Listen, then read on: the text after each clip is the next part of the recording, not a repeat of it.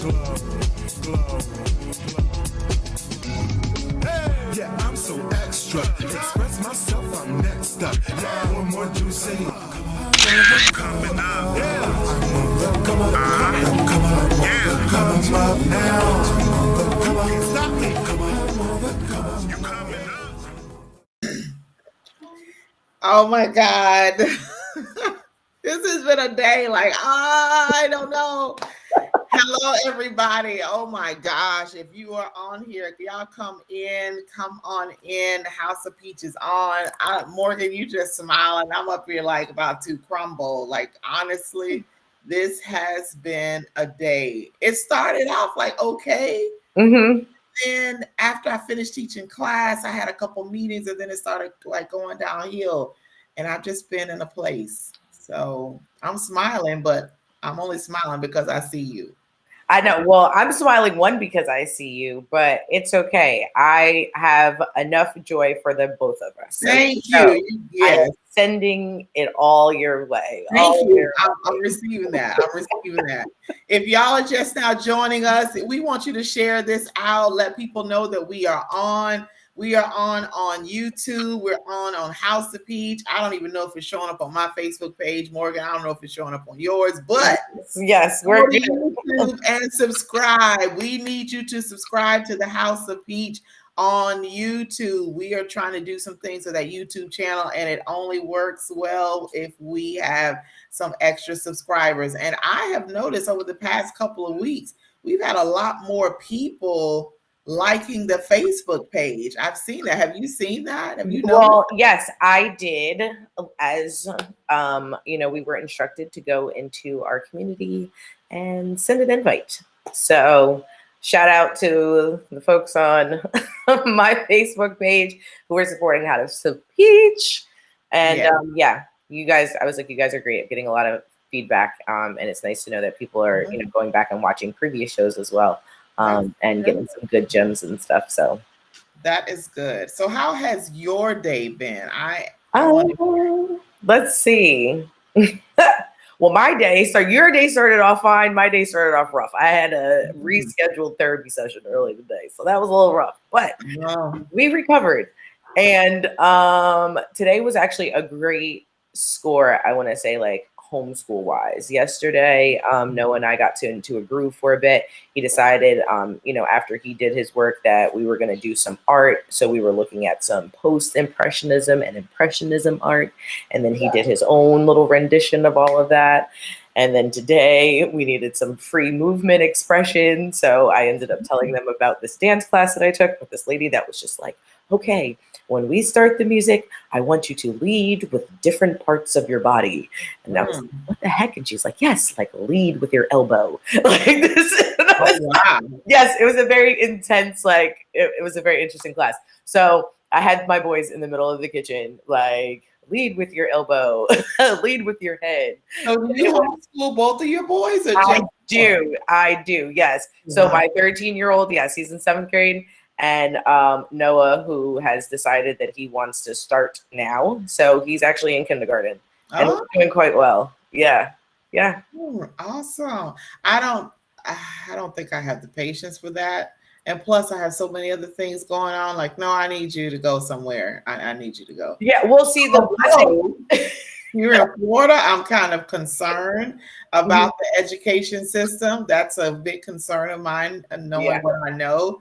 So I'm going to be on it. Like, what are you learning? What's going on to make sure that she's getting the education, and whatever she's not getting, I'm going to have to supplement that to make sure, because education is really high on the list for me. And my other kids can tell you, I don't play about those academics. I do not play. As you should not. Well, no, I think what makes it a little easy for me is because I am also working with an online curriculum. I have a lot of teacher friends who I've had, vet a lot of, curriculums, and then, based upon suggestions, we use one of those. So I was like, I think that helps, especially when like I have a client So, I'll be sitting at the kitchen table, Joe will be here, Noah will be here, and all three of us are kind of doing stuff. And if they need me, I'm right here. You know what I mean? They know if I'm, on a Zoom, they know how to be quiet. Joe can help Noah if necessary. I'm cool with taking breaks. Like, that's the good thing about, homeschool. Like, it can be very relaxed. It's really on, the kids' timeline versus, a specific, like, you only have 2 weeks, blah, blah, blah, blah. You know what I mean? So, yeah, I was like, so mental health wise, that was the number one thing. And then obviously right after that would be what you're learning. But those were my 2 major concerns. And that's where, we got to this place. And thankfully so far, it's been quite beneficial. And he's still very social. We are in a co-op, so there's other families, and it might be, growing even bigger than that. So I'm like super excited about that. But yeah, so I was like, he's, not alone or unsocialized, so to speak, a lot of taboo. And that's amazing. Hats off to you for doing that. Hey, Jackie. So apparently it's on my YouTube page. I mean, my Facebook page, so I can see. Hey, Jackie, I see you on here. Hey, Jackie. Share this out. Share. All right, listen, if you guys have not subscribed to the House of Peach, why not? Why haven't you? Come on. There is the QR code right there in the screen. I'm going to need you to put your phone up to the screen, and I want to need you to scan. All right? That's right. Never miss anything. Okay, so this is what I want to do today. What we got going on here? Hey, Casey. Oh, playing a switcheroo. Right. Listen, well, I mean, we're about to get a little spicy now, okay? If you guys didn't see already, this is about to be like a super, I think, exciting show. Oh, yeah. I'm really, really excited. Yes. So he said, she said today. Yeah. Oh, can you please tell them what the title is? Drum roll, please. All right, we are talking about love languages and money. So 2 different things, but sometimes they kind of are one and the same, especially if your love language is like gift giving. Or gift receiving. So my thing with that is, I understand that's how some people show, but we have to understand what each person, their love language, what they like. If I show you love by giving you gifts, I also need to show you love by what you want too. Like, this is my way to show you, but I know you like physical touch. So I want to give you these gifts, but I'm also going to be lovey-dovey with you. That's my 3 top love languages are physical touch, quality time, and words of affirmation. Okay. Well, now here's the thing. What if acts of service, which is more of towards the bottom of your list, what if that is your partner's number 1? Can you give your partner the love that they need, not the love that you like to receive? Oh, yeah, because I know it's not centered on me at that point, because it's not just about me. So I want them to know my love language and do it that way. I want to make sure that I do the same thing for them, because I don't want it to be one-sided. Not everybody understands that. Some people are one-sided. They think, oh, well, my love language is like this, and this is how I want it. But what about your partner? What do they want? That might not be theirs. So yes, I can do that. So if my partner likes acts of service, then I find the things that they like for me to do to show that I love them. It could be, I don't know, cooking, laundry. I don't know, whatever that may. That I'd let them set that. I can't. Yeah, I was like mine. I was like, I at least know my top is acts. I know acts of service. Probably words of affirmation.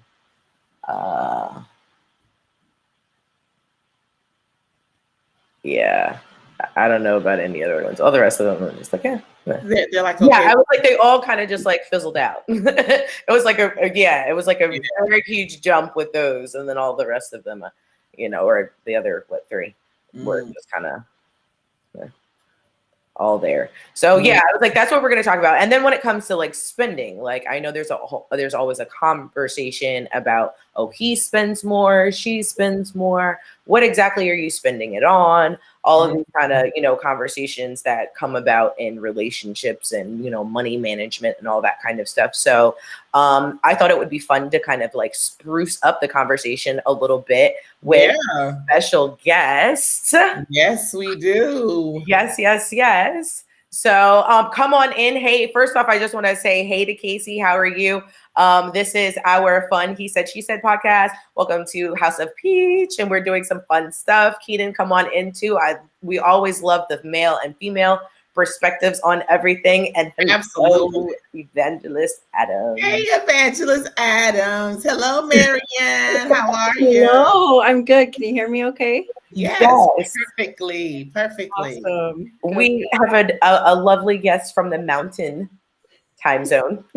Oh, nice. We are broadening ourselves. We're enlarging our territory. I have to say, we can make it smaller too, because I was actually born in Memphis, Tennessee. So I'm loving this vibe. I don't have an accent, but I feel like I'm Southern apart. So I've just been like laughing. Yes. Well, tell us a little bit about yourself real quick, Marianne. Yeah, so my name is Marianne Stenquist. I'm a spending coach, and how that came about, I'll kind of go into that. But basically, what I do is I teach people how to become unshoppable. So basically, overcome the urge to shop.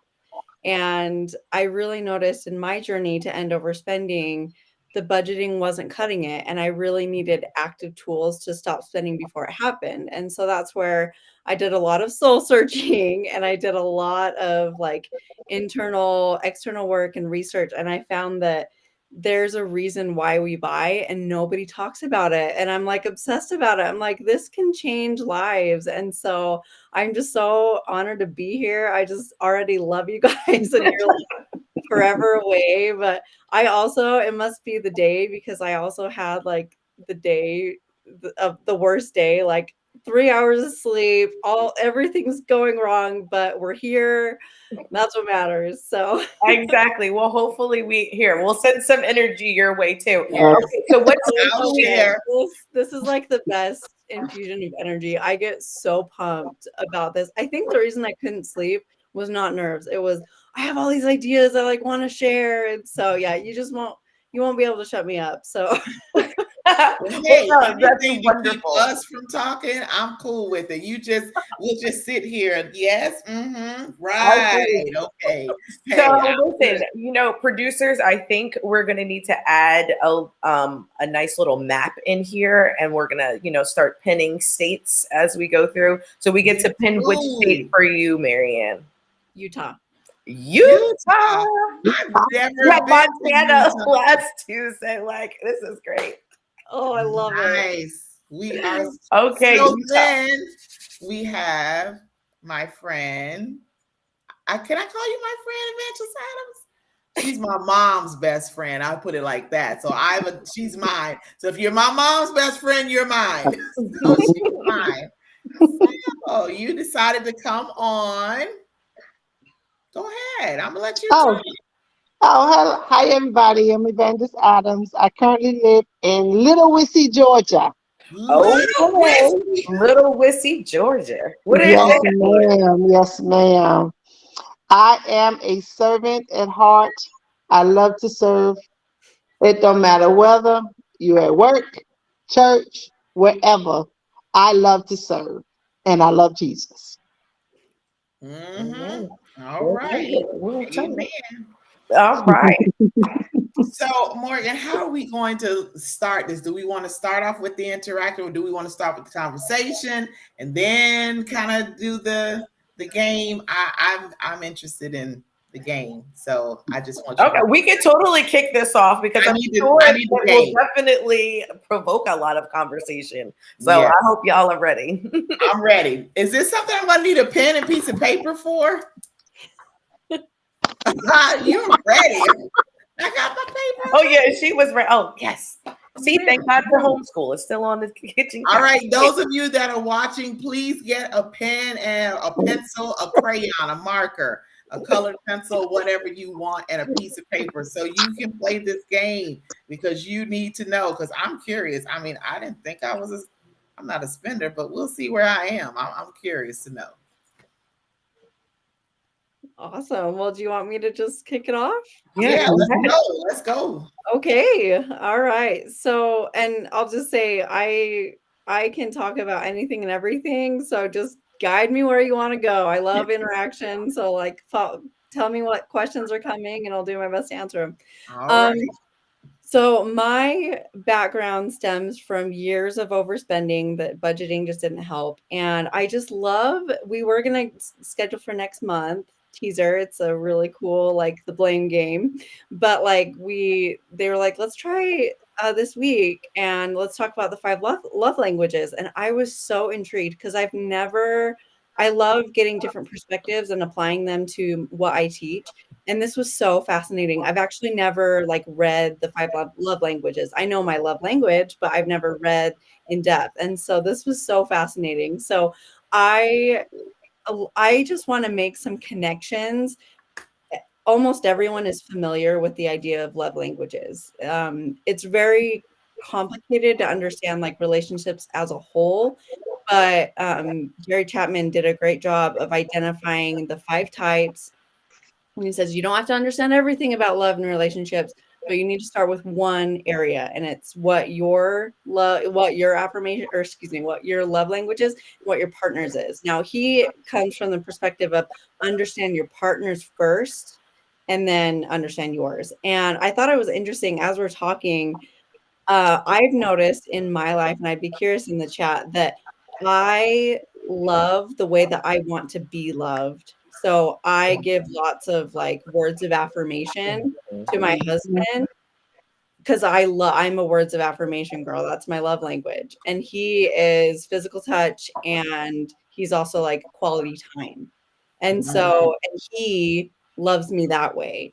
And so I loved what I think it was April was saying, like, if that's what he needs, I'll give it to him. You know, that it's not 50-50, it's 100-100 with like a marriage, significant other, a friend. It's 100-100, and you have to really care for them to care for you. It's just like it's a give and take. And so I love that what was already been shared about that. And so I thought about that for a while, and I was like, we love the way we want to be loved, but we also spend the way we want to be fulfilled with our money. And so there's very, very close ties with like the idea that there's different types of love languages, how we like to be loved.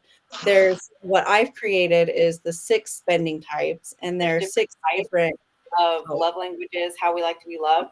I think I'm getting feedback. Yeah. No, that was me. That was me. Oh, I'm sorry. No, Trying to do too many things at once. It's all good. I didn't want to keep talking and have it be all jumbled. So no worries. So I created what I call the 6 spending types, and they're basically 6 triggers why we spend. And they're divided into 6 categories. And technically everyone's one of this, like almost all the 6. But there's one primary one. Just like you have one primary love language, there's one primary spending type. That's your biggest trigger to spend. And then that's how I created the spending types quiz. It helps identify what your spending type is, what triggers you to buy the most frequent. And so the way I kind of came about this is I felt like spending was a need. Everyone says, oh, it's wants and needs. It wants and needs. And it's like, no, spending's a need for me. And to be honest, if you're a spender like me, it's like anything can be a need. Any want can be a need. You can justify just about anything. And so I was like, why does it feel like such a need for me? And I mean, I don't know how many of you here, like in the audience, are spenders. Like I am. I definitely am. I'm an emotional spender. That's mine. Yep, that's mine. And an emotional eater. They go hand in hand. Yeah, I was going to say I'm the food person, so I was right there with you with the food. Yep. Yeah. So I noticed that it just felt like a need, and I tried budgeting, and whenever you say I struggle with spending, the advice you always get is, well, just stop spending or just make a budget. And it's like, well, that didn't work. And so I was like, okay, and not to mention, like, especially with dieting and budgeting, those are two things that we do not want to do ever, and because they're restrictive and they're not fun, they're not freeing, and so it's like I was like, not only no, but hell no, I'm not gonna guilt myself into fixing my spending something that I enjoy. Like, I'm not gonna restrict myself. So I was like totally anti-budget. Now, there's a time and place for a budget, but I personally needed to go the spending route and look at spending. So I'm a spending coach. I don't work with budgets. I kind of teach the general principles because a budget is needed, but I address from the spending avenue, because what happened with me is I started looking at what I was spending my money on, and I saw, holy cow, I was spending hundreds and hundreds of dollars just unintentionally without planning. And here I'm sitting here like, oh, it'd be nice to go on a trip, but we can't afford it. Oh, it'd be nice to go on weekly date nights. We can't afford it. And yet I was spending 10 times that on just frivolous spending. And so that to me was empowering. It was like, oh my gosh, I have so much money to work with if I just redirect it. And so that's where I got inspired to really change my spending. I didn't want to be guilted into it. And we are shamed, especially as women, we're shamed into, you should. And I've done therapy. I'm a huge advocate for therapy. And my therapist said, don't should on yourself. Stop shoulding on yourself. Like, I should do this. I should do this. Like, it's so much more empowering to want to do something. That power is so much greater than feeling guilted into doing something. And so that's kind of the backstory of how I got started. And I'd love to hear like thoughts and discussion, because I can keep talking, but I want to make this interactive. So any questions or Evangelist Adams, do you have any input on that? I might be one of the only women that don't like to shop. That's all right. Represent. I don't. I don't. My daughter, I'll wear the same clothes over and over. She'll say, Mom, I need to buy you some new clothes. So, hey. But when it comes to spending, what are your the six types of spending that you talked about? So I'll go into them, but I'm actually curious. You love to serve, and it sounds like Yes. you're a giver. So any spending you do Yes. probably is gifts for someone else, right? Correct. Okay, yeah. So you're Everything actually, church. and a church. Yes, I love that. I love that. So I would guess that you're a necessity spender. Now, the necessity spender spends most of their money on things that are needed for the household, family, and close friends. And they are needs. And you're very strict on, this is a need and this is a want, and I only get needs. And so you have a very clear idea of like what's a need and what's a want. And I'll say, with all of these spending types, there's pros and cons with each, because you're, as a saver, not a spender, you're frugal, you're mindful about your spending. Those are good things. But what can happen is, if it's not in balance, you can sometimes, and I don't know if this is true for you, there's different types of necessity spenders. You can go through like, you purge and splurge. So like, you don't spend any money at all, and then it's like, okay, I haven't spent money in a long time, I'm going to spend on myself, and you splurge. So that's one type. Or there's the type that's like, I am just simply not going to spend money. And there's a difference between not spending money and saving. They're actually different. Mhm. So It is. what do you resonate with? I would rather not with. I don't do spit. What do you call it thing? What did you just say? The last word you said. I Um, don't frugal spending. I don't do that. okay. So Yeah. do you prefer, if you had the choice to spend on a need or to save that money, what would you do? I would For your, prefer to save it due Mhm. to due to the fact that I'm just now learning how, after taking a budgeting class through my church, or how that I have to have an emergency fund and a savings account. So I Yep. set in my goal I set a goal to have at least 3 times my mortgage in my emergency fund. So I can't be spending here, there, and there, eating out, and I've not met my goal in my emergency fund or in my savings. Yeah. So I love that that's your goal. So a really good action tip, and this applies to all spending types, but it's really important to see progress. As an Mm-hmm. essential spender, you're more inclined to not spend, but you still need to see progress. So when you Mm-hmm. actively decide, I'm not spending this money on this want, you need to Mm-hmm. put that money physically or write it down. You need to put it somewhere towards your mortgage and watch that grow.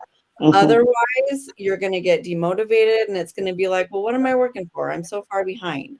A lot of the times what happens, especially since everything is digital, the money just gets lost in checking and we don't see where it went. And so it's like, well, why am I saving this money? I could have just spent it. Yeah, it's so easy to just go back to old habits, Mm-hmm. seeing the progress. Mm-hmm. So yeah, that's where I would start, and it sounds like you're on the right path, like, you've got a great goal, that's a huge thing is having an emergency fund. Our emergency fund, we had 5 months, and it has got us through 2 years of just everything going wrong, so I am a huge proponent of emergency funds, so I love that that's your goal, and you can put that unintentional spending towards something intentional. Mm-hmm.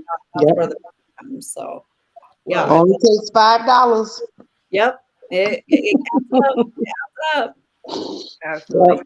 well, I have a question Mhm. because I'm that person that I don't spend. Like I don't spend. I do things for the house. But after a while, if I'm out, say on the weekend, I'm like, well, I haven't bought myself anything. And I just got like this because I never would buy anything for myself. I think I got that from my dad because my dad worked so hard to make sure that my brothers and I were taken care of in the house and all of that. Like he never did anything for himself. And I fell into that mode of making sure I did for my kids and the house and making sure the bills are paid in this. And then now I'm at the point where every now and then, if I'm out and I see something I like and I want it, I buy it. It's that, but I don't go overboard. So it's not like I go out, I'm spending $200-300. I don't even spend $100. It could be maybe 50, if that much. So Yeah. is that how does that fall into this? Yeah, you sound and I'll just base on what I know about the spending types, based on what you've described, the quiz would be the best way to do it, but you sound like a saving spender. So it sounds kinda contradictory, but Yes. basically, we're all savers and we're all spenders at different times, but a saving spender, they go through periods of saving, like save, save, save, save, and then intense periods of spend, spend, spend.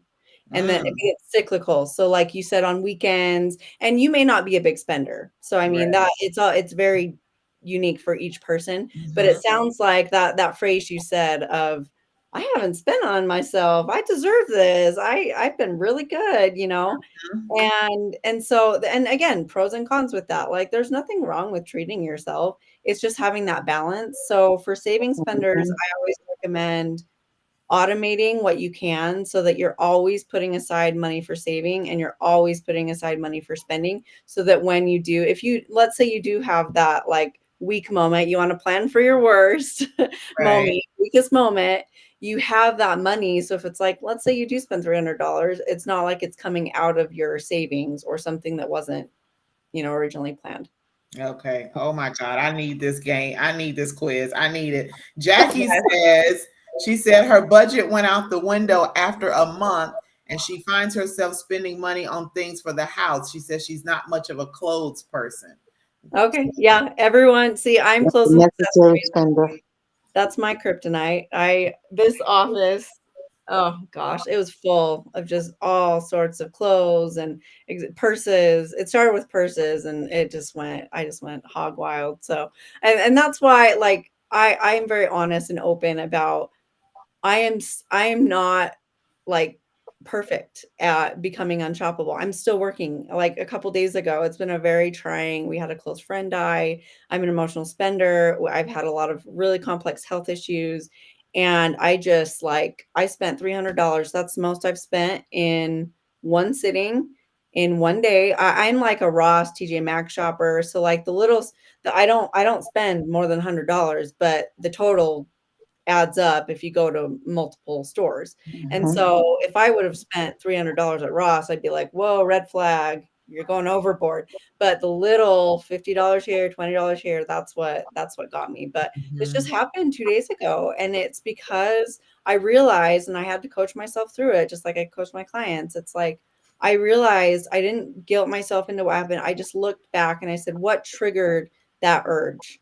And it Mhm. was I hadn't processed the death of this neighbor that we're really close to, and I had a lot of I have a lot of health mysteries we don't really know, and I'm waiting on the results. And so it was just a lot of unprocessed emotions, and I had this need. I find fulfillment, and this might speak to the need to buy things for the house. I find a lot. I'm not really a like trinket buyer for the house and like design buyer, but I like to make things very efficient in my house. And I found this site like Temu. I think it's like you're laughing. Don't fall into that trap. I Timo know. will I was get just about to you. say that.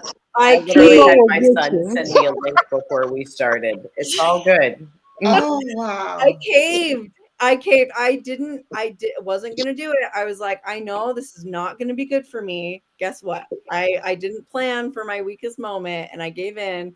$300 later, I'm sitting there justifying because $200 of them were like things that I have been wanting for we've been in this house for 7 years Mhm. and I have not made it a home. It's just been like we've just been living, we just making do, making do. And it's like, no, I want an organizer for the court. And it's only $1. It's only this. That's how they get you. And then they have you spin the wheel. Oh gosh. So yeah, they know you. So if you're I X that. I shouldn't have even said the name to Yeah, tempt. Everybody knows about Timu. We've all gotten it. Now, orange my packages, daughter got man. me introduced to Sheen. So we were in New Yeah, Jersey, that's living another in New one. Jersey, and she, like every other week, was getting this huge box that would be loaded with stuff. And I'm like, Zuri, what is this? Where are you getting this? She said Sheen. And I'm looking at it. I was like, oh, this is nice. Let me look this. Yep. Man.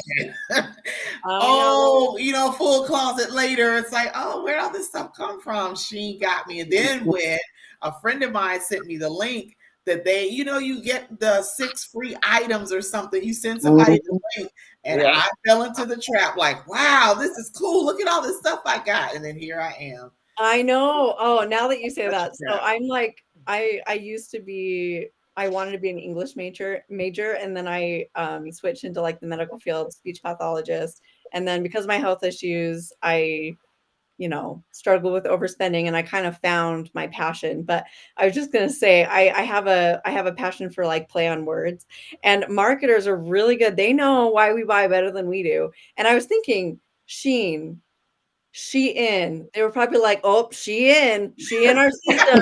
We got her number." Oh. That's good. That is I good. never even thought about that, but you're absolutely right. Because listen, Yeah. when that Costa Rica trip came up, and I was like, "Ooh, okay, we need some stuff," and Mhm. we never went on a honeymoon, so it was like, why not splurge and get like matching bathing suits in the whole 9 yards? And what we came away for a whole week's worth of bathing suits and outfits for like $100 I know. Yep. Mhm. I made think out I like think bandits. Yeah. Oh yeah, my gosh. I know. Well, I think the biggest thing to like keep in mind is make sure that you have the item in mind of what you're looking for. Do not let the site guide you to what you need. It's Oh like, yeah. It's a mhm. trap because before you know it, there's like $400 worth of stuff in your car. Like, oh, that looks nice. We put that in there. Yeah, it'll But get you you. gotta set. For me, I have a $50 card that I only use with Timo. And if Mm. I don't Good for have you. anything on that card, there's no shopping at Timo for me. Oh my goodness. That's you need discipline to be right our there. poster child. You need listen, just one time you gotta up it so you could get the juicer though. Because the juicer is No, like ma'am. $5. No, ma'am. I'm good. I'm good. Love it. I don't Love juice. it. No, none of that. Oh my God. Oh my goodness. Well, can we do this quiz? Let me see where I am. I need to get myself Do together. this. Let's do this. Before we do the quiz, I just wanted to address the comment. It's not clothing, it's home goods. Yeah. So Mhm. it doesn't really matter what your kryptonite, what your spending flavor is. You It's spend it. do you find joy and is it in balance? That's kind of where this Mhm. is. Like if you're even if this quiz is for everyone, but it's really for people that they want to change their spending because you're not in balance. And so yeah, let's go for it. Let's do the quiz. So do we want to just have everyone like take it? It's like Yeah. it'll take you just a few minutes to complete. Yeah. And then you'll get an email and so you'll take the quiz. It's 10 questions. You'll input your email. It will send you the results to that email you put in, and then it'll just say what your quiz result is and just a little brief bio. But why not, for time's sake, let's just have everyone put take the quiz, and then we'll go through each spending type, and then I'll just go through, what they are, because we only talked about 2. So let's do this. All right. I'm excited. So we just go on your website? Mm-hmm. Okay. See, isn't money fun? Money makes You'll see after I finish this you- quiz just how fun it is.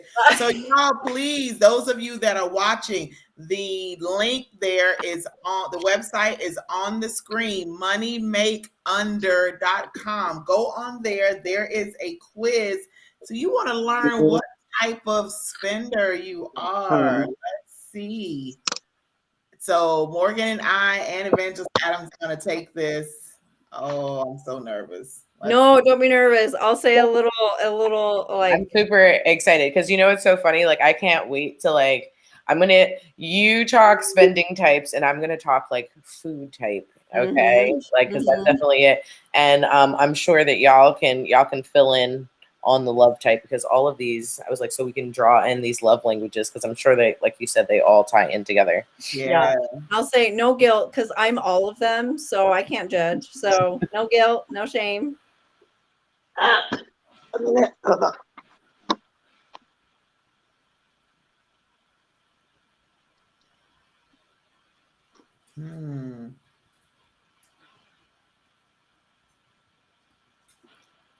I keep seeing budget.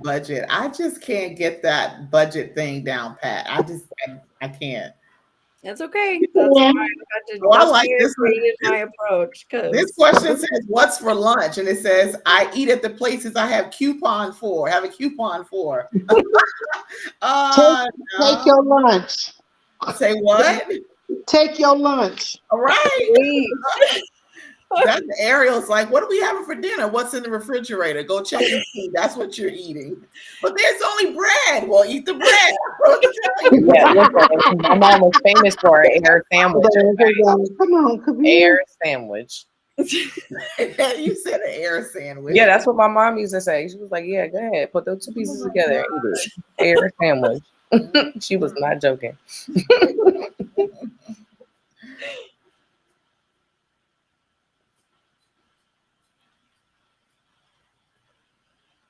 My daughter is cutting up her blanket as I'm taking this, like literally cutting her blanket up. Oh my God. Oh no.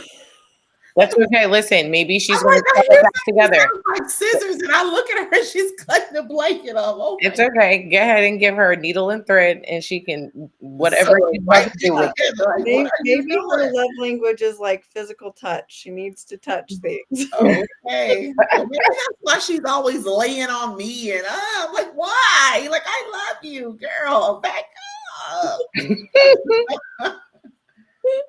Oh my goodness. Oh. See, this eating out is really hard because I'm just a food critic. So like I don't eat out because I don't really like a lot of people's food. Is that an answer? You can be picky about your food. Those are your calories. They're precious. Yeah, exactly. And then I get real mad after you eat and Yep. not satisfied. Not that I know. I know it. And I will say with these, if you're struggling between one or two or all of them, just go with like your gut and the one that you do most often. And then you can always take the quiz again and see like your second type and third. Cause like we all have a primary and then we have like a secondary usually. Mm. Mm.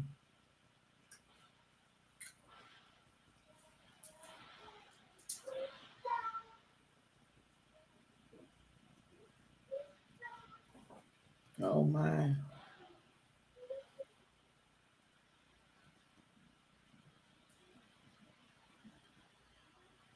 Yeah, this will probably work for me.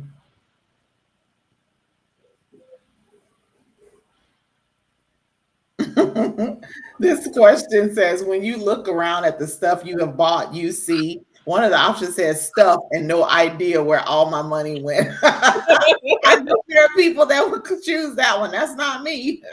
Did I really buy that? I don't even like it. No, I'm not buying. I'm not doing that. Oh wow.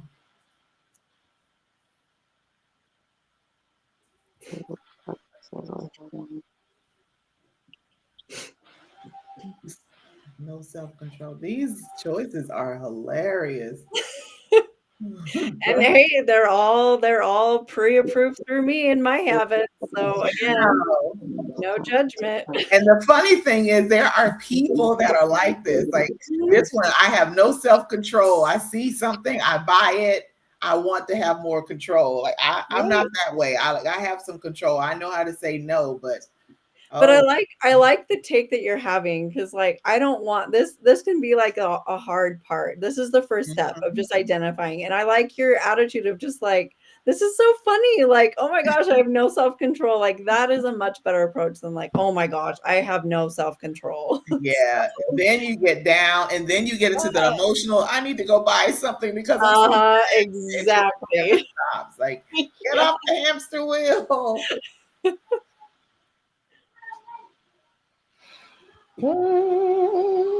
All right, let's see. Biting your lip, like This one says money is there to buy needs. Wants are a luxury. Ooh, that's harsh. I know. There's some harsh truths here. Oh yeah.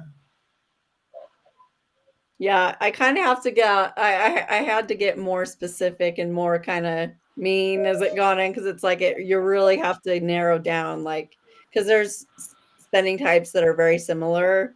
And so yeah, pick the one that even if it's harsh, be honest. Oh my goodness. Smack says she's a necessity spender. Okay, let me see what I am. I'm done. Let me add this in. See what it says. What do you say about me? Who am I? Who am I? Who am I? Let's see. Yeah.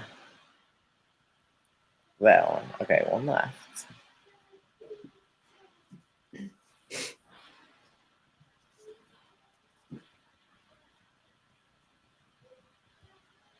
All right.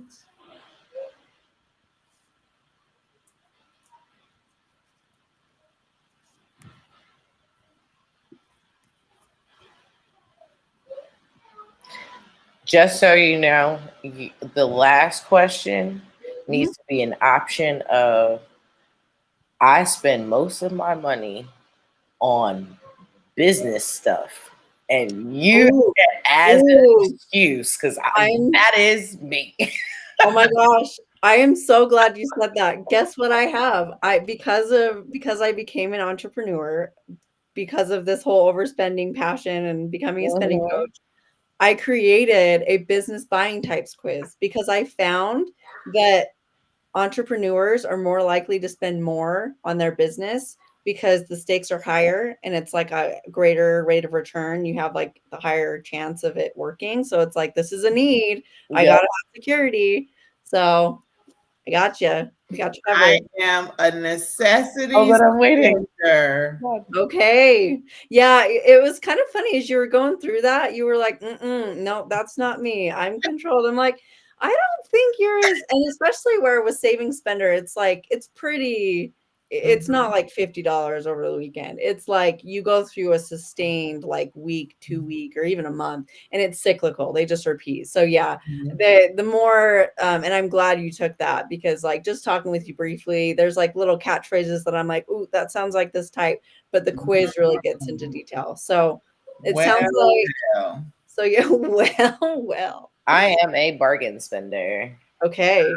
So we covered, oh, and go ahead and chat. Well, why don't we do this? I'd love to hear like other, I'll just go through all of them. So we talked about the necessity spender. Oh, Jacqueline's the saver spender. Okay. All right. She's the saver spender. Okay, as you are taking this quiz, please in the chat of wherever you are tuning in from, because we'll get them. Put what your results were so we can discuss it. So Jacqueline is the saver spender. I'm a necessity spender, and so is Smack. And you're what, Morgan? The bargain spender? I am a bargain spender. Casey said she is an emotional spender. Listen, Casey, I'm right there with you. I honestly thought that I was an emotional spender as well. But I can't lie, I definitely saw this trail mix when I was in Lidl yesterday, and my son like ate the whole thing, and it was on sale 2 for $8, and they normally are like $7 a pop. So I was like, I really should be getting this money right now, but it's 2 for $8, so I'm about to get this because I'll have to try it for a while. But it's trail mix. Isn't trail mix good for you? So that's exactly what I said. Oh my gosh, I love this. The trail mix over the potato chips. So I love this. So that's not bad. Come on, Marianne. That's gotta be good. No, I love this. That's such a good discussion. Okay, so like take your types, for example. So it's like the necessity spender. You saw things like trail mix, that's a need. I mean, it's better than potato chips. Now, I'm not coming across harsh. Like I'm all of these. Okay. So I'm not like coming down with a hammer. I'm just saying like to just explain like the viewpoint of each spending type is very unique. So like the trail mix, that's a need. It's going to be eaten. But the bargain spender, it's not on a need. It's you may need the item, like you probably needed trail mix, but it's the bargain. It's the price. No, I didn't really need trail mix. Okay, all right. It was just what you said. It was the price. I was like, I know what trail mix normally goes for in here, and so more reason to get it for I'm not me. gonna get 1, not 2, but 5. I stood in that aisle for about 4 or 5 minutes, and I had to talk myself into only doing the 2 for $8, and because I was definitely gonna So yeah, yep. And I'm a sucker for a bargain, but that's how it works. Also, like for my business, for me to get a lot of things. So it's like I kind of just carry that into personal spending, as well. I will go to a place. I mean, quality matters for me as well, though. So like, although I'm getting a bargain, I'm not going to do like cheap and bargain. It needs to be very good quality and on sale, because I don't do cheap at all. So I was like, there's stipulations, there's some boundaries in this. Absolutely. And there's a wide range. It's like not everyone is gonna just like take the cheapest option. I mean, there's the wide range of what a bargain is to everyone, but the focus is on how much you save, not how much you spend. And so that's the big difference with the bargain spender. So Evangelist Adams, what are you? A necessity. You called it. You called it. Hey, Brittany, thanks for joining us. Yep, through and through. So we touched a little bit on the emotional spender. That's my primary one. So the emotional spender, they spend most of their money during times of heightened emotion. Now, this is usually negative emotions, but it can also be positive emotions. Like, I just got a raise at work. I'm going to reward myself. I deserve this. Or I've had a horrible day. I deserve this. And it can be big purchase. It can be things you love around the house, but it can also be like, I deserve a candy bar at the grocery store. I deserve this. I need this. I want this. It can be small and large purchases. It doesn't have to be big. So that's the biggest difference with the emotional spender. And then the impulsive spender, all of us have a little bit of tendencies with impulsivity with each spending type, but the impulsive spender, most of their purchases are made without being planned for in advance. So they walk in with they probably don't have a list. They may have a list. They walk in and it's the item that determines I'm going to buy this. And for them, it's a real fear that if I don't buy this now, I'm going to miss out on either the good deal or I'm going to miss out on like this unique characteristic of this item. Or maybe it's scarce. Maybe there's only one left. And you're like, if I don't get this, it's going to be gone and I won't have it if I need it. And so you buy it and it's almost like I'll just buy it and I'll return it if I don't need it. And I found myself doing that. And it's like, why am I buying things when I'm literally thinking like, oh, I can just return it if I don't need it? Well, then Oh, should wow. buying Why it? buy it? Yeah. So, yep. So that's the impulsive spender. And then the passive spender, the passive spender is not actively aware of the use of their money. And it's not that they're like lazy. It's not that they're like passively spending because they don't care. It's because money isn't motivating for them. And so if they have money and then they have the item is more important to them than the money. And so they will always just buy the item. It doesn't matter what it is, if it's a bargain, if it's a necessity, if it's an emotional purchase. So they're kind of all across the board on like what they buy, but it's really just because money isn't very motivating for them. So they're always going to buy that thing to fill that need to fit in or whatever they're wanting at the time. Wow. And then the last one is saving spender. We had someone chime in that they're the saving spender. Now I kind of talked with this already, but again, we're all savers, we're all spenders, but the saving spender is very cyclical. And so what I mean by that is like if you put it on a graph, it's like I'm spending, and then I'm saving. And so it goes like in an up down pattern. There's not really a middle ground. So it usually what triggers the change is not necessarily the time, it's the guilt of, oh my gosh, I spent so much money, I need to save.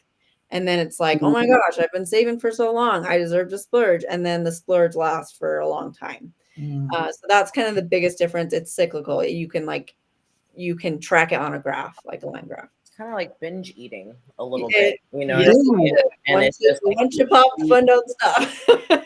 Exactly. And then you're sitting here and it's like 20 pounds later. And you're like, yeah, exactly. So, So I'm interested to see how this is all going to tie in with our love languages. I know. I was going to say that. I was like, I've gone off on a totally tangent, but I will tie it back into the love languages. So I'm glad you kind of like brought that back up again. So with the love language, I love what he said. He said, when you cannot get your need for love met, you throw tantrums or you go somewhere else. Those are his words, not mine. And I thought that is so interesting. And so that happens with love. If we're not getting it from the person we love or a relationship, we'll go somewhere else to get it. With spending, this applies to spending even more so than love, because with relationships, there's like that obligation, that tie to the person. But with spending, it's like, I'm not getting my needs met, so I'm going to get it somewhere else. And we can get our needs met with spending so quickly. We don't have to get in the car anymore. We can be in our PJs, scrolling, getting anything sent to our door. There's no barriers. Whereas with love, like there's barriers. And so it's very difficult to control spending because it's just so accessible. And so the thing that I like the most about the love languages is his approach is very similar to mine, in that he understands that love is complex and it's impossible to understand every intricate detail about love and relationships. So he says, choose the one for your partner, because it's the two-way.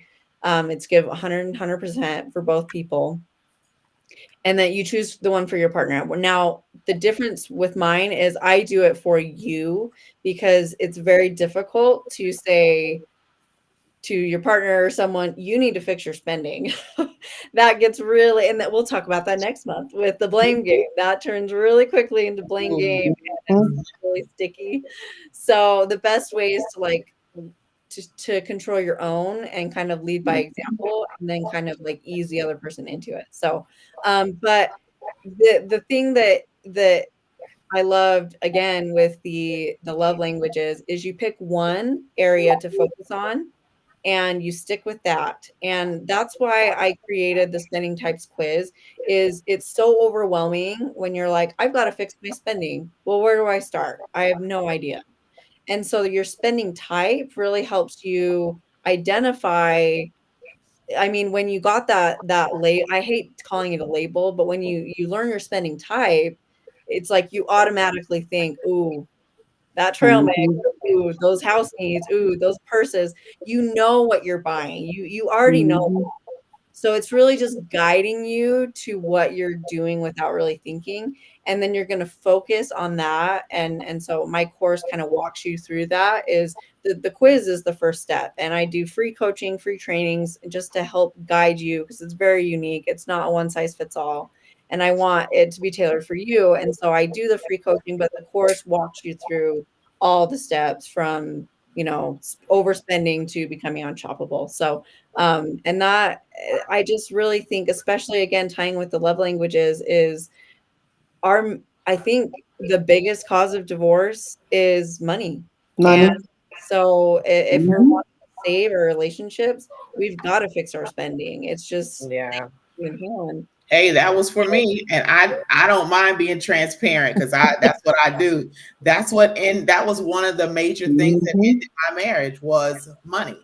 Yep. It was, yeah, hands Yep. Well, down. it definitely is a big conversation. I know, like you said, there's no cookie cutter when it comes to households. There's constantly, even, today, the newsfeed, a conversation about, a woman being told by her father that, the guy that she was going to marry wasn't a provider if he asked her to go 50-50 from now until the Mhm. wedding.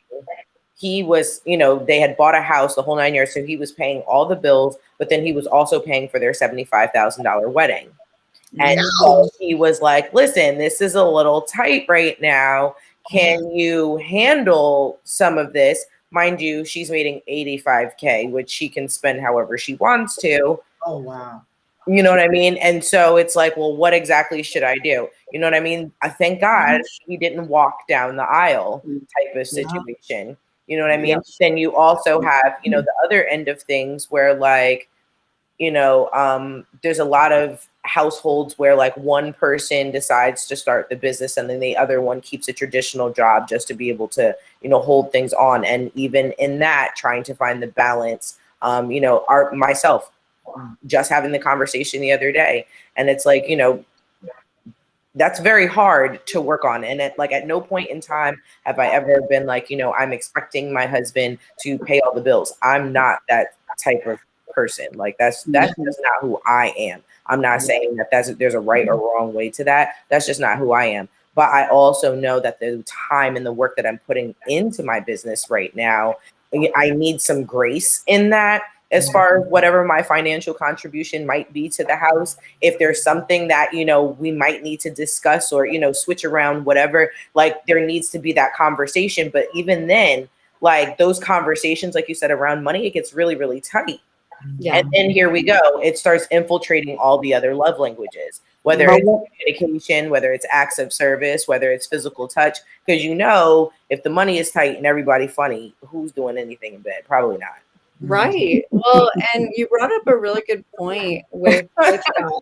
Like they're very interrelated. And I love the approach that he talks about in the book. That my approach is focus on your spending first, but where the love language can be infused into that is you need to still be focused on the other person. So the reason we all spend and overspend, especially, is because needs are not being met. That is there is a need that is not being met. And so you need to understand from a loving and compassionate, service oriented way, say, you know, I've I've noticed you're spending, but you need to start figuring out, like, are their love needs being met? Be very, that's easier to talk about than money. And so you need to start there. And then it's like, okay, well, what do you want? What do you want for our relationship? What do you want with our love? And then it's easier. You connect on that emotional level. And then you can say, well, what do you want for our future together? What do we want for our finances? What is success to you? Because success to me is very different than my husband. And I didn't know that. And so we've really had to learn together. He's not a natural spender. I am. And we've had to have a lot of like hard conversations. And it took me being like, I want to be the one coming to him and saying, and that happened 2 days ago, was stupid to move. I said, I'm just going to be totally transparent, because every other conversation has been him saying, and he is the most amazing man. I'm so blessed. And I hope that everyone has a relationship where they feel safe and to talk about that, and there's not abuse or control or anything like that. If there is that, please seek like counseling, marriage counseling, to discuss these issues, because I don't deal with that. I was in an emotionally abusive relationship. It was awful. And I feel for you in that situation. So don't feel like you have to do it alone if you're not feeling safe. But I just said, I'm just gonna, he would come to me and say, like, we really need to fix our spending, instead of, you need to get your act together. So he's very kind. And I look back on that and just appreciate that so much, because if he would have come out guns blazing, being like, look at how much you're spending, my gosh, like it would have gone the totally opposite way. I would have spent more, and it wouldn't have resulted in a positive change, and it would have affected our relationship and our love languages. The communication would have stopped, like, Absolutely. really fast. Right. And So, the touch would have been gone. so I have a question. So, if you're married, before you start a business, wouldn't you sit down and have that conversation with your husband? Yeah. Okay, honey, I'm thinking about doing this. This is what my finances will be going. This is where I need you to help out with. Yeah. Isn't that the communication? You get that at first before you jump into it? Yes. And that's a very good question. I wholeheartedly agree with that. I've seen kind of some toxic ideas that I understand the idea behind it, but I'm fortunate that my husband is very supportive of my business. He's been that from the get-go. He has passions, I have passions. Mine just happen to be business oriented. He has passions with creativity, with writing books. And so we both very much support the other one. So that's where it comes down to, is make sure you're supporting them the way they need to be supported, and it will be much easier for them to support you. But Mhm. the toxicity I've seen with especially women starting businesses, for men, it's not as like this taboo. It's like, oh yeah, it's just, you're the provider. But women, it's like, well, I'm going to do this, it's for our family. But then which is like a very service oriented thing, but it can easily turn into, well, my husband's not on my side, and I'm like, damn him, screw him, I forget him, like, this is my passion in business. That gets really tricky. So what I would recommend in that situation is, well, like you said before, like saying, I have this idea, here's my plan, and you need to have a timeline. You need to say, like, I'm going to Mhm. try it for 6 months, I'm going to try it for a Mhm. year. And if I don't get progress, see any progress, then like, this is where we're going to cut off. And then where the money part comes into that, because I was very fortunate that I realized very early on that my business was not making money, and so I didn't feel okay spending money on a business that wasn't making money. Now Yeah, that's not that's always good. the case with businesses. Mhm. That's And good. so you just need to, and I'm not like an investor or anything like that, but my own business coach said, you need to assess the risk and see if it's a risk that you're willing and able to take. So you Count up need to the say, costs. yeah, yep, you need to say, what time am I willing to invest in this? Because it's going to take Mhm. time away from your family, your loved ones. And what Mhm. money am I willing to invest, so that if it goes wrong, you'll say, well, we assessed it, we knew this was a possibility, and we were willing at the time to do that. And so it's going to hurt, Mhm. but we Mhm. were we were able to, we didn't lose the house, we didn't lose everything. And then the other thing my my business coach says that I'll just pass on, Faith Mariah, she's amazing. She's all about mindset, but she says, make sure that you realize that it's always going to take twice as long, cost twice as much, be twice as hard as you think it is. Because it's not, you see all these success stories on business. Mine's taken 4 years to really refine my message. So it does take time, but you just need to have that conversation before. So it's not like I'm doing this on my own and you're just trailing along for the ride. Like it has to be a joint venture. So 2 things stuck out to me from that. Okay, was also one thing. Okay, communication and having a plan. Those 2 things. Communicating and having a plan. So if either one comes to the other one and says that, like you said, write it down, have it out. Because I know if it's a woman a wife or a woman going to the man, then men deal with specifics and they have to. It's cookie cutter, like 1, 2, 3, 4, 5. So if you have that laid out, it'll make it easier for them to understand. Yeah. Maybe a little cushion there. Just one other thing. Yeah. One other thing that my pastor taught us, that you have to have a budget meeting every month. Sit down, go over what you have planned, all the bills on the table. If you meet every month, then when your business start going downward, you'll know that it's going downward. But if you never meet to discuss it, then you don't know. So you want to meet at least once a month to go over your budget. Yeah, that's such a good point, because I don't focus on budget specifically. I focus on spending.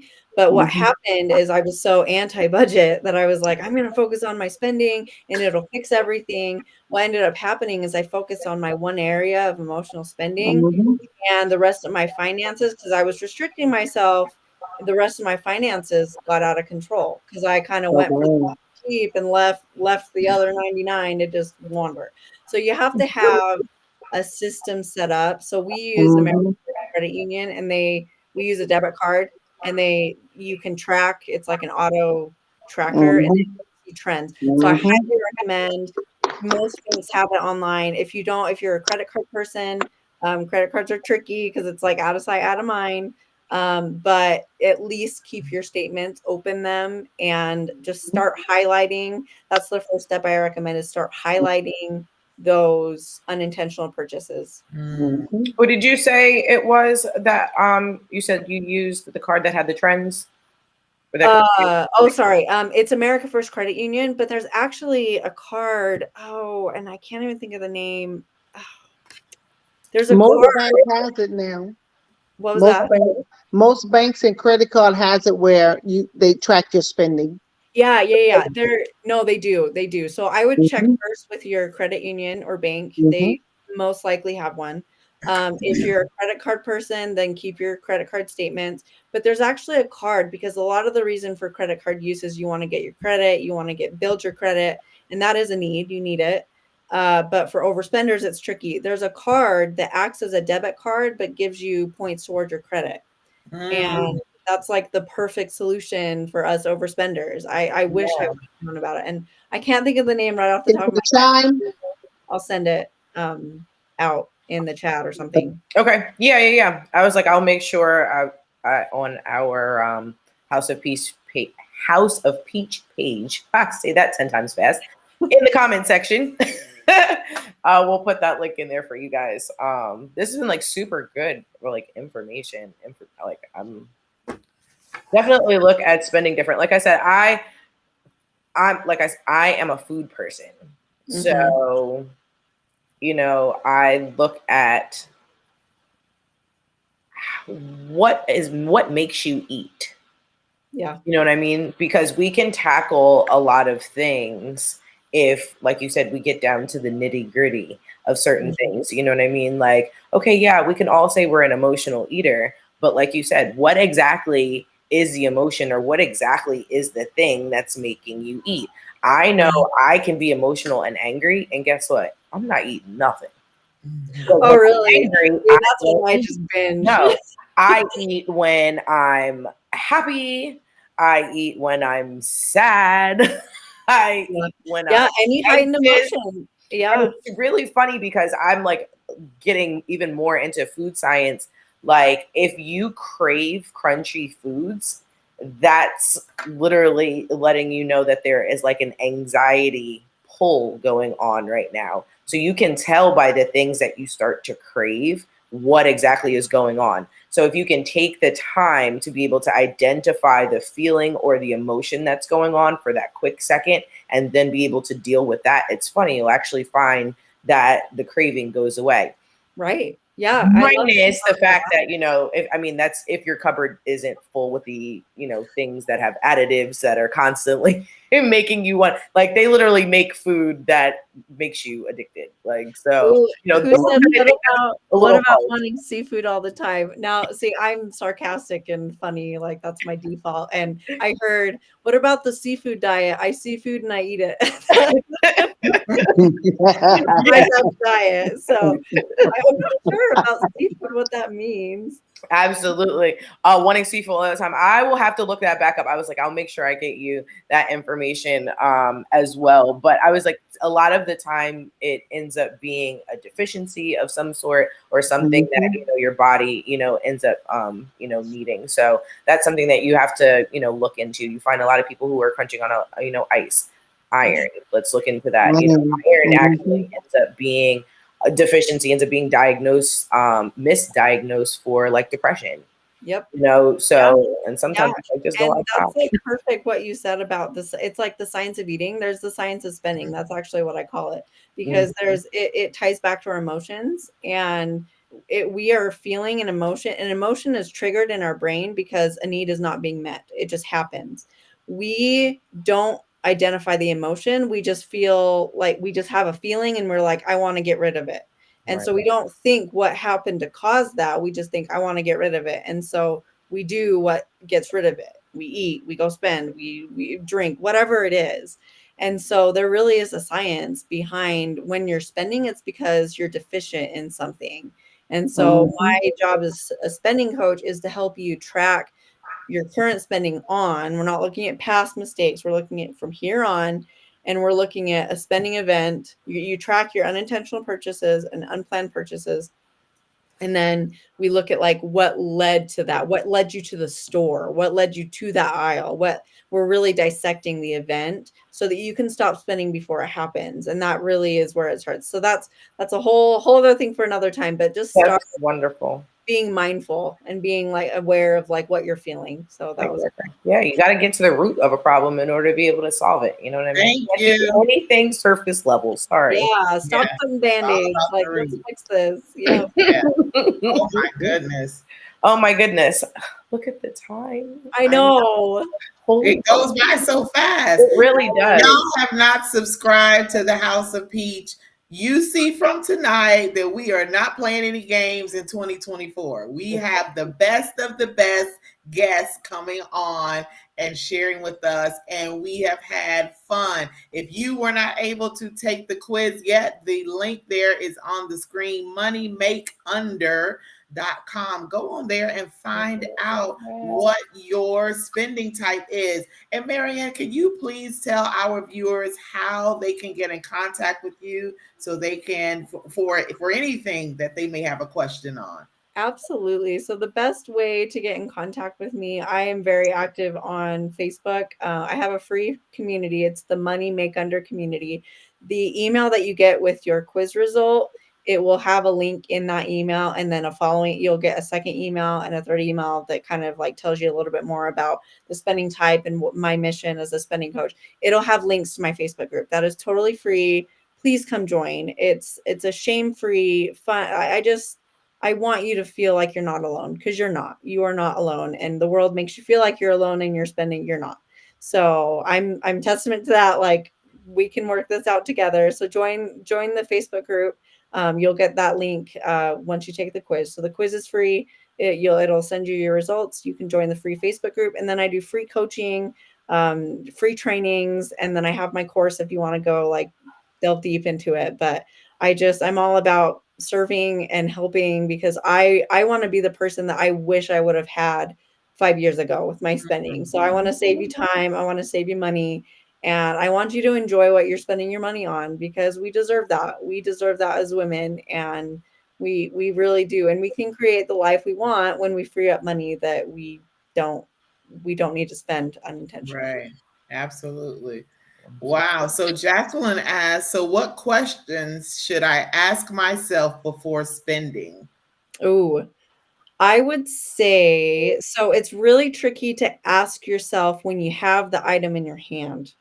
I Mm, would say you should be asking yourself before you get in the car. Like I found myself telling my husband, I'm gonna go make some returns, but I'm not gonna spend anything. And it's like I'm putting myself in the lion's den expecting to come out unscathed.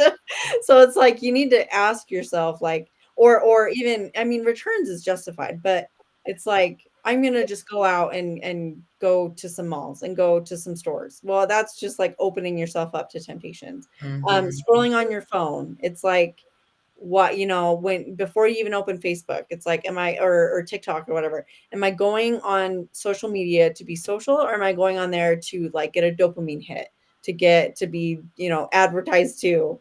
So just start being mindful of the actions that you do. It's usually in your spare time, when you're bored, when you're emotional, when all those things, your triggers, your emotions are a little raw, and you want to fix it. You want to get rid of that uncomfortable feeling. So when you notice you're jumping on your phone, that's the most common one, because it's easier to jump in on your phone than it is to jump in your car.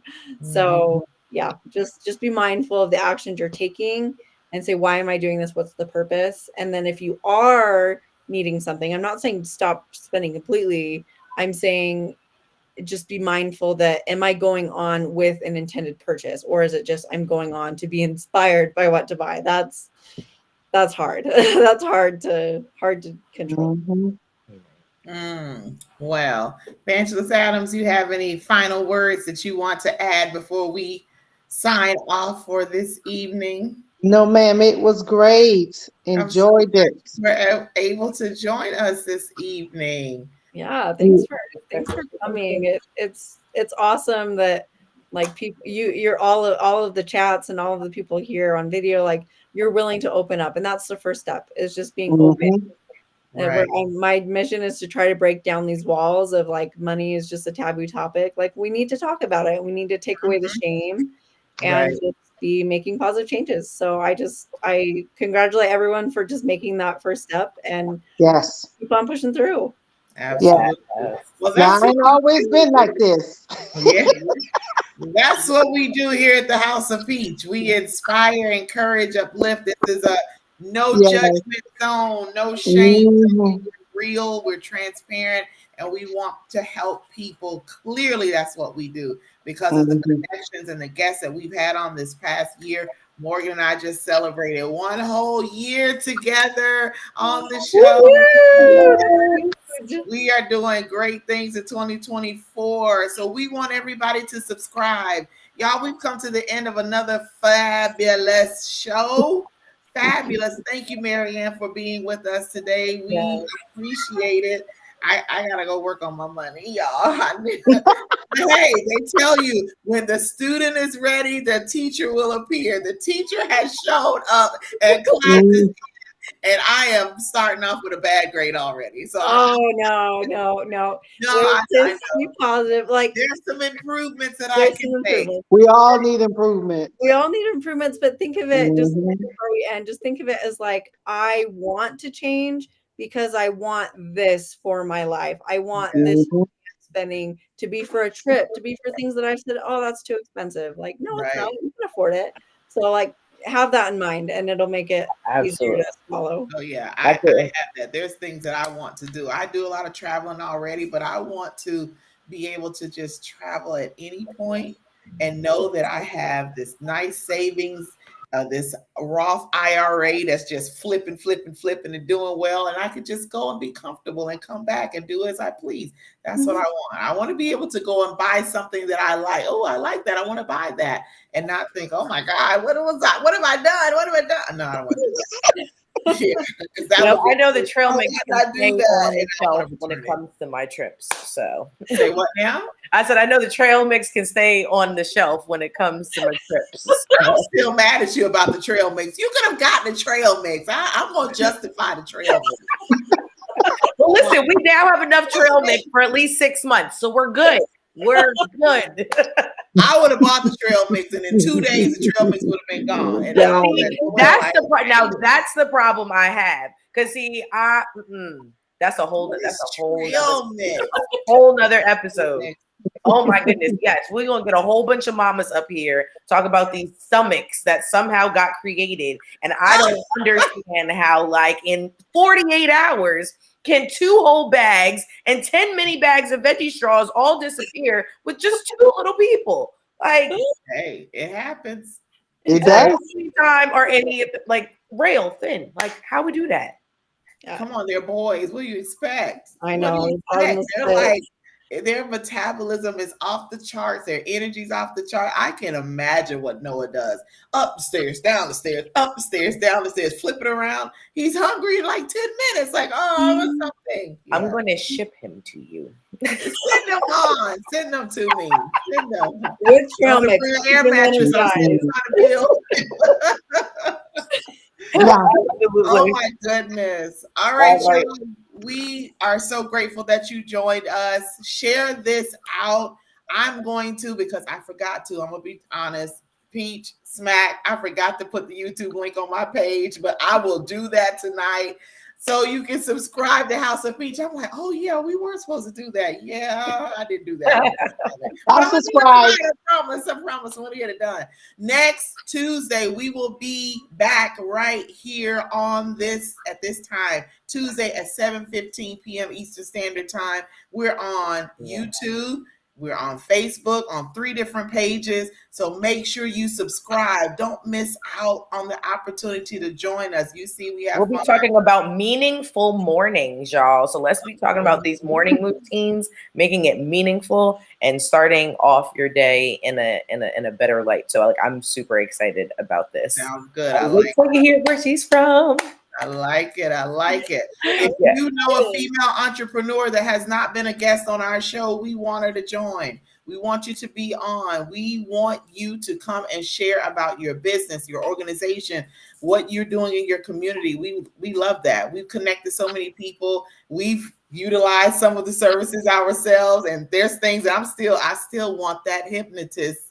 I still want her. I still want her. It's on the list. Yes. I still want to have a session with her. But until next time, we hope you guys have a wonderful evening. Wonderful, wonderful. Marianne, all the way from Utah. So happy to have you. We'll look forward to having you towards the end of the year or another time again. We will bring our guests back at different times. And absolutely. Yeah. Oh, I would love to. Anytime you want me, I'm here. All right, perfect. We will definitely make that happen. Thank you so much. Thank you. And thank you again, Adams, as well. Thank you. Have a great night, you guys. Okay, see y'all. Bye. Bye.